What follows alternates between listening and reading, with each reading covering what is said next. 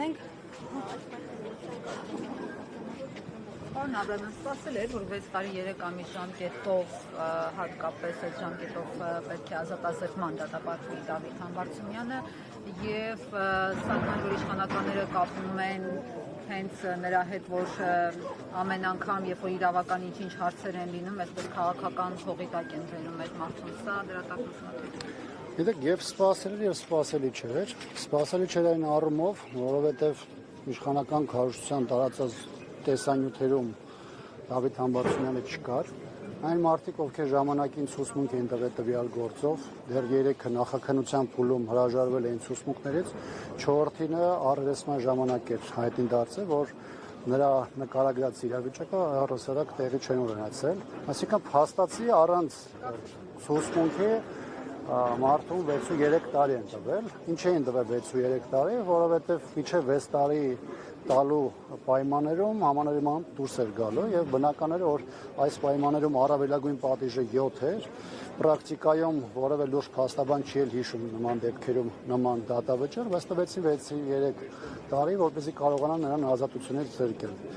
սպասելի էր այն առումով որովհետեւ այս իշխանությունը իր 7.5 տարվա իշխանության պայմաններում ցույց էր տվել իր իրական դեմքը այն այլանդակությունների շարքը, որոնք տեղի են ունեցել եւ տեղի ունեցել քաղաքական այլախոհների, դիմախոսների, հոգեվորականների դեմ, բնական է այս իշխանության պարագայում չի կարելի ասել, որ սա ինչ-որ անսպասելի բան էր տեղի ունեցել, հատկապես որ իշխանությունը մեկնարկ է տվել իր ընտրաշավին եւ այս ճանապարհին ոչ միայն մի քանի ճակատով պայքարում է քաղաքական տարբեր միավորների հայ առաքելական եկեղեցու, այլ նաև այն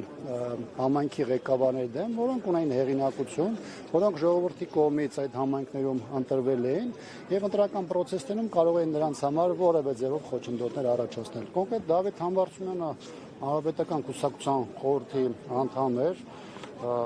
ցանկացած պարագայում տարբեր process-ներում իր հրապարակային դիրքորոշումները արտահայտել էր, բավականին կոշտ արտահայտություններ արել էր գործող իշխանության եւ նրա ղեկավարի նկատմամբ Գիտեք, որ հանդիմության նախաձեռնած վարչապետի անվստահության գործընթացում նա հանդիմության թեկնածուն էր եւ բնականաբար այս պայմաններում միամտություն կներկայացել, որ իշխանությունը պարզապես որևէ քայլի չէր դիմի կամ իներտություն կդրսևորեր։ Իդեպ այդ իմպիչմենտի գործընթացը այս կալանավորման հետևանքով արդյոք կանգնելու է թե ոչ, թեև նշում են մասնագիտական շրջանակները, որ իրավական առումով գործընթացը չի տուժելու։ Այդուհանդերձ հետագա անելիքները որոնք են, նոր թեկնածուի փնտրտուք թե օրինակ փողոցի գեներացում ինչի մասին չեք բացառել նաև դուք ձեր ուժը։ Իրավական առումով Դավիթ Համբարձումյանը շարունակում է մնալ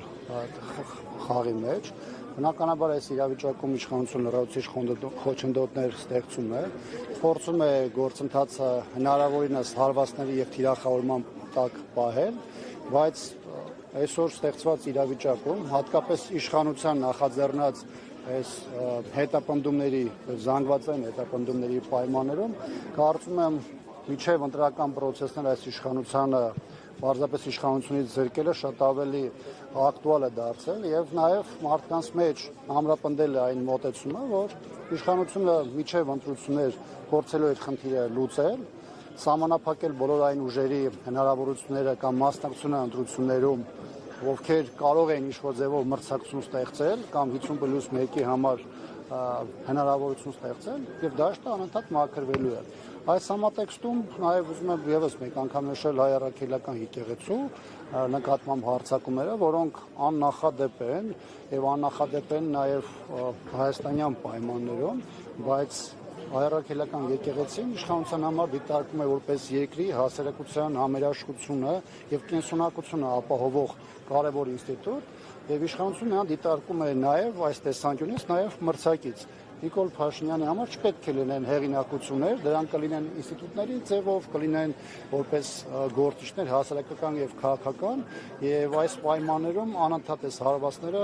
բոլոր ճակատներով իշխանության կողմից ակնհայտորեն շարունակվում են։ Պարոն Աբրամյան, Դավիթ Համբարձումյանը հայտարարել էր, որ իր Հայաստան ժամանելով իշխանափոխության նոր փուլ է սկսելու։ Ձեր կուսակցական ընկերն է, ինչ փուլի մասին է խոսքը։ Տեղեկություններ, մանրամասներ կարող եք հայտնել։ Mən կարող եմ ասել, որ որոշակի առումով նրա անազատության մեջ գտնվելը որոշակի իրողություններ պահում է եւ մեզ ստիպում է նաեւ այդ իրադրությանը համարժեք աշխատելու։ Պարոն Աբրամյան, մեղադրում են պարոն Համբարձումյանին 2018 թվականին Հովտաշատ Հայանիստ գյուղերի խաչմերուկում հանրային կարգը խախտելու, զենք գործադրելու համար, դուք ինչպես եք այս մեղադրանք մեկնաբանում։ Իշխանության տարածած տեսանյութերը չեն համապատասխանում իրականությանը, համայն դեպս Դավիթ Համբարձումյանի մասնակցության մասով։ Այդ առիթով նա մի քանի անգամ այս մասին նշել է։ Տեսանյութերը, որոնք ներկայացնում են Դավիթ Համբարձումյանը, այդ տեսանյութերում չկա։ Եվ երկրորդը, ես կարծում եմ, ինչպես մնացած գործիչների դեպքում է լինում կամ շատերի դեպքում է լինում, իշխանության հույսը մանիպուլյացիայի ծավալների վրա է